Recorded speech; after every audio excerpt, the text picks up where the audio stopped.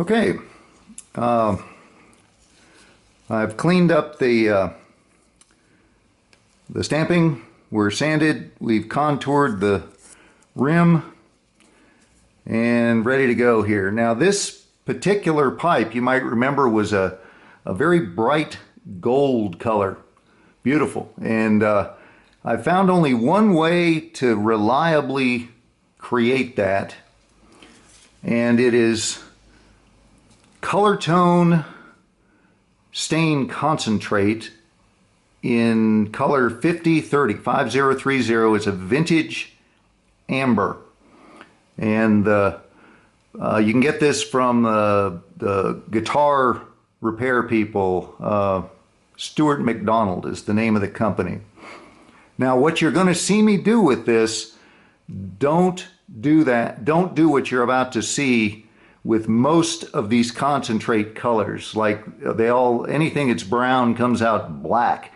It's way too strong. You will need to dilute it. In this particular case, if you want to get this gold borderline contrast stain, use this stuff at full strength.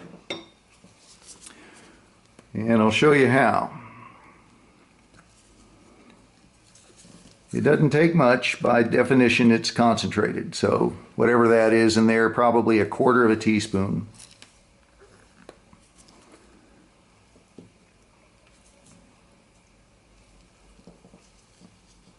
A doubled over ordinary pipe cleaner. And now we're going to go to town on this thing and completely cover it until and don't stop. Just keep putting it on until it stays wet. By that I mean you don't want it to dry at any point or you'll get seams, and seams are bad news. You want to just keep putting this on.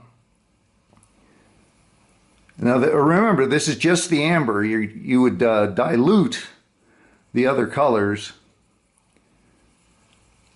to some extent, but keep putting this stuff on here until the entire pipe is just glopped with it. It's got to be on there heavy.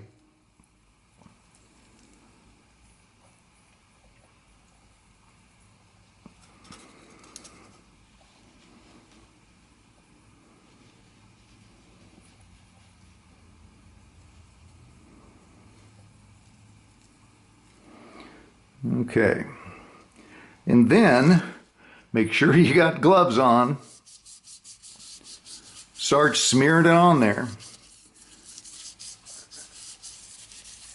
using your hands. You don't want to absorb it at this point. You want to just slime it around, and it's kind of greasy, at least the concentrate is, and just keep squeezing and pushing and massaging the stain into the wood. After a little while, it just kind of goes away.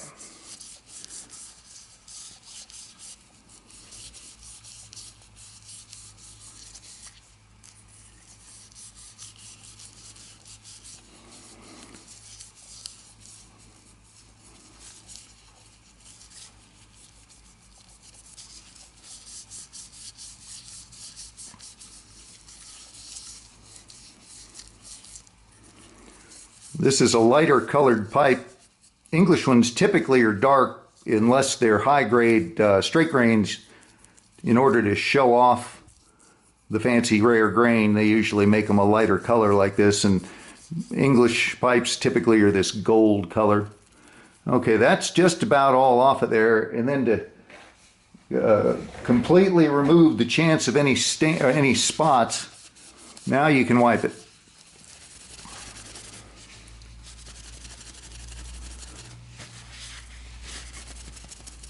Take off any excess with this is just toilet paper. I keep a roll connected to the edge of my workbench. It's handy for all manner of things, and softer. It has no abrasives in it the way paper towels do. So,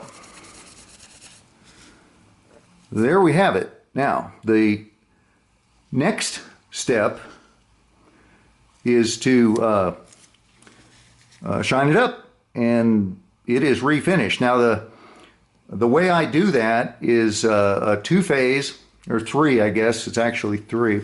And I'll have to move the camera to show you. But important, and you've seen this if you've been watching my previous videos, you know that I have an adjustable speed buffing machine. And when I buff this, it's going to be at a low speed, and it's critical that if you don't have the ability to slow it down, you're going to get into problems using my method, because just one touch on a fast wheel and it'll bleach a spot. It'll just cut right through, and you'll end up with an uneven, bleachy look, like spotted, almost blotchy finish because it cuts too fast. So if you can find a way to slow your wheel down or use an extremely light touch, it might be possible to do it with a full speed wheel with a surgeon's light touch, but you probably are going to have to restain a pipe several times to master that technique. I don't recommend doing it. I used to do it, and the slightest nudge too hard, and you'll end up with a white spot.